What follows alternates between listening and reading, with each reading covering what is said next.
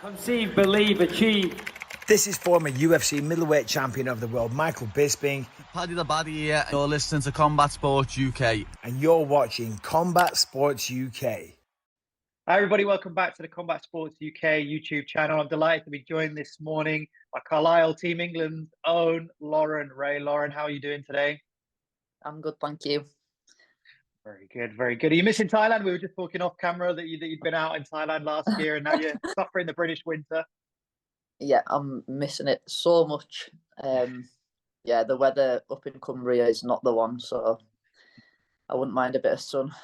Yeah, it's different. Hits different at this time of year. I mean, first thing, kind of congratulations on the Brazilian Jiu-Jitsu promotion that kind of came just after Christmas that I saw on your Instagram. How good was that to kind of know you're on the right path with Jiu-Jitsu?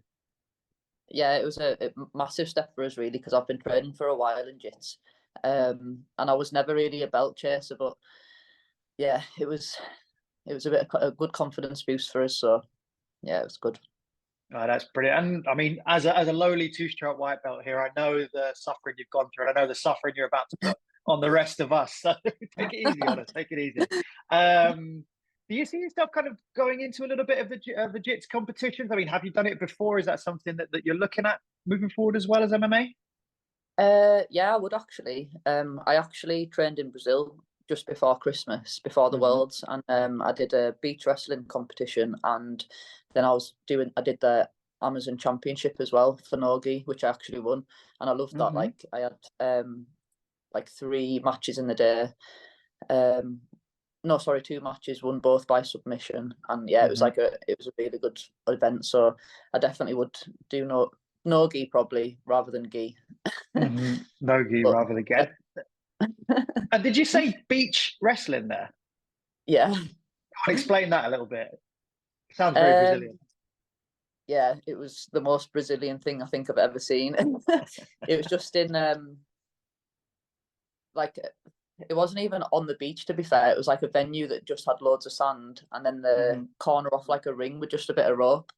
And it's like a 3-point system, so you either like push them out of the guidelines, which is 1 point, or take them down and hold them, just like your basic wrestling stuff. So like 3 points and then you're out or you win. So yeah, it was good. How did you get on in that? I won as well. Very nice. Unfortunately, though, I only had 1 match, which was a shame because the second girl pulled, but it was still a good experience, and it was mad doing it on the sand. Yeah, I can imagine keeping out your eyes and things like that. So that's kind of part of the journey since the World in November. How else have you kind of retooled and leveled up since that experience? Since the Worlds? I've just been focusing on the things that I needed to like fix from my fights there. So I've been training a lot with Dan Cassell down in Wolverhampton. He's really knowledgeable with wrestling and wall wrestling, cage wrestling, the ground game, which is where I need to improve. I've also been working with a boxing coach just to help my hands, just kind of honing in on the finer details, really. And like one thing I noticed from watching those 3 fights, especially in the first 2, your striking looked incredibly fluid, and you looked really, really comfortable on your feet. Did you really feel like in those 2 fights things were going your way and kind of how you'd envision them to go from the striking aspect? Yeah, I think my first and my third fight in the Worlds were my best striking performances. Like I felt I was in full control there. My second one against Mathilde on the France team, I took too much damage in that fight. Like it was still a unanimous win, but there was definitely a lot to learn from that fight in terms of like getting back out and head movement. And I think I was worried too much about her taking me down because she's a really experienced grappler. Like it kind of lost focus on what I can do. But no, I definitely am. Like striking's my bread and butter, and I could do it all day. So yeah. Yeah, and as I say, and as I say, in those fights last time, I think I must have seen the quarters and the semis then. Those 2 fights that I saw, your striking was really on point, and I personally really enjoyed watching those performances. And one thing you went to quite often was the leg kick. Is that kind of like a staple and a signature of your game? I mean, it's one of those techniques that's really evolved in the last few years across MMA in general. Yeah, well, because I'm Muay Thai background, obviously I've done a lot of low kicks, and I find in MMA as well, like midsections are a bit risky against wrestlers and people that want to take you down. So like low or high kicks are kind of my go-to, but they just come so naturally to us. Like I actually can't help but throw them. I kind of made the mistake in my first ever fight for England, concentrating too much on the low. So I was like, right, I need to not throw as many, but it just happens.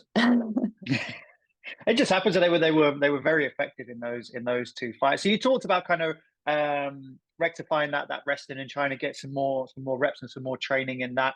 Obviously, that in the final was kind of like the Achilles heel, so to speak. I thought particularly you did well standing against the cage, getting underhooks, but then once it got down, is that where you felt kind of what was the missing piece, so to speak, in that final bout of the world? Definitely, like my opponent felt so strong, and after you've fought like 4 times as well during the week, like you just don't have that same amount of energy to try and get back up. So when you're against a strong opponent who's a more experienced grappler, like getting up was so difficult. That's definitely where I fell short. And I also, yeah, kind of, I don't want to say I gassed a bit, but I held on to a few submissions a bit too long and burnt my arms out, and then that I was struggling to strike from there. So yeah, it wasn't. Yeah, it definitely wasn't my best performance, which was a shame because it was the final. But I've learned a lot from it. Like I do, I've learned a lot from all my losses. So yeah, and still a silver medal is a tremendous achievement. One previous champion is Lisa Zimmo, obviously from Team England. Have you looked to kind of garner some experience and some knowledge from her in terms of, because her style is very much more towards the grappling. So is that something you've looked to explore? Yeah, so obviously I know Lisa from when we went away together, and we're like total opposite fighters. So we were always talking about, like, she was asking me about striking stuff, I'd ask her about the ground game. I'd love to train with her. It's just like times haven't aligned yet, but I definitely will. I'll definitely get down to London at some point and pick her brains. Yeah, and Carlisle to London's a bit of a trek, and with the way train prices are nowadays as well, it's not easy. So hopefully we can make that happen, and you guys can continue to build off each other. And how much are we looking forward to competing again this year? And kind of what are your hopes for 2024 now? I can't wait. Like I can't wait to get back in there. I needed a little break, obviously, after the Worlds because I had a few injuries and stuff after that as well. But I'm itching to get back now. I've got a fight in Canada next month, and then obviously there's all the IMMAF tournaments, which yeah I'll be doing. So, and then if I can get fights in between then as well, like if times work out, because I know you have to take breaks after certain tournaments, just because like the injury factor. But yeah, I just want to be as active as possible and then aim for going pro. Absolutely, it's a big 2024 for you. So I want to talk about the IMMAF. Are you looking to go into the Euros in Belgrade? Is that something that you're building towards now? Yeah, definitely. And how do we feel kind of about that? Are you looking forward to getting back to that tournament structure? I know you said you got a fight in Canada just then before, but you're looking forward to the tournament structure as well? Yeah, I actually really enjoy the tournament structure. Just a totally crazy experience. It's like once you've had one fight and you've won it, and then you think, oh my God, I've got to do this again tomorrow. Like it's a completely different mentality that you have to have. But it was fun. Like I had such a good week in Albania. So I'm looking forward to getting back into, one fight after another and keeping up that momentum. So it'll be good, yeah. Yeah, I'm excited. And what are the goals for that? Obviously, when you look at it as the world, you would argue probably that could be a bigger tournament. You silver medaled in that. Is the goal going into the Euros gold medal? Is that what we're looking towards, or are we just thinking, okay, let's get to the final and then let's handle that business? No, 100% going for gold. Just to say, it's the same with any fight. Like I'm going in there to win. I know the experience is good, and another good thing about the IMMAFs, you can have like 4 fights in a week, so you're gaining all that extra experience. But I am going to win, yeah.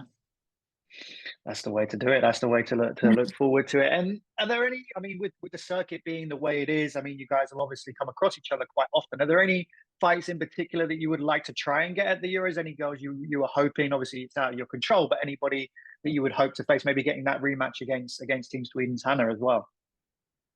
Yeah, like I would welcome any, to be honest. Literally, I'm not fussy. A rematch would be good, to be fair, because I didn't perform my best on that day. And I also was kind of thrown off from watching her previous fights. I thought she would come and do something different to what she pulled out on the day. So that's another thing that, yeah, I think I'd be more prepared for everything this time. But I'm not fussy. That's an interesting point, actually. You mentioned there that was thrown off. Like when you're doing something like this from a game planning perspective, you know, is there very much you can do, I guess, in between the fights when you know, okay, I'm fighting this person, this is what they do, or like how do you approach it in those intervening days, so to speak? It's a difficult one because obviously you just take each day as it comes, because you actually don't know who you're going to fight the next day until they've won their first fight or second fight or whatever. I actually found in IMMAFs, the less I knew about my opponent, the better I performed. So yeah, the fights that I went into where I expected them to do something, I didn't do as well in, because I kind of was too worried about their game rather than my own. So it's one of them. I think it's personal preference. Some people like to study their opponent, watch all the fights and stuff, but it proved to me in the last fight, I was expecting her to fight exactly how she'd fought previously in her fight. I watched her fight my teammate Chloe, and it stand-up fight, so I thought perfect, and straight away she just took us down. So you just can't prepare. Yeah, that's the way it goes. And a big change they're making this year is they've teamed up with a drug testing agency, the same one that the UFC uses. I believe it's Drug Free Sport, if I'm not wrong. How reassuring is that as an athlete to know that everybody's going in there under the same conditions, everyone's going to be fully tested, and at a tournament such as this? Yeah, of course, it's really important. I was impressed, actually. Anyone who medals gets tested at the end of the tournament before you get your medals. So strict, like they don't mess about with it. You can't even go and get your shoes after your fight. Like you have to have like a chaperone there the whole time. So it is legit. So knowing that's even better. Yeah, that's massive news for IMMAF. And just before we wrap up, I'd like to touch a little bit on outside of the cage. I'm getting a feeling that traveling is a bit of a passion of yours. Is there anything else that you kind of enjoy outside of the cage? Yeah, like traveling's massive, and I also love food, so I like traveling around and eating, but it's difficult. You're weight cutting all the time. But yeah, I've got a few hobbies. It's just hard to fit in at the minute when you're in camp, but yeah, as much traveling as possible, hopefully. For sure. And if you were to put down kind of one meal in one place you've been to, what would it be? What would be your go-to? Oh, that's a hard one. Absolutely love Italian food, like pizzas, pastas. But I'm again, obviously I eat everything. To go on the Mikey Musumeci diet, right? Of the pasta and pizza and just still be shredded. His diet, honestly, I wish I could eat like that, but I can't. I'd be huge. Don't we all? I don't know how he does it. I don't know how he does it. No, it's incredible. It's incredible. Well, listen, last thoughts here. I'll throw over to you if you've got any kind of shout outs or any notable mentions you want to make before we wrap up. I don't think so. Alrighty, all good. So that's Team England's Lauren Reay competing at the Euros of IMMAF towards the end of March, beginning of April. On behalf of Combat Sports UK, wish you the best of luck, and we'll be hoping for that gold medal as well for Team England. Thank you. Thank you so much for your time.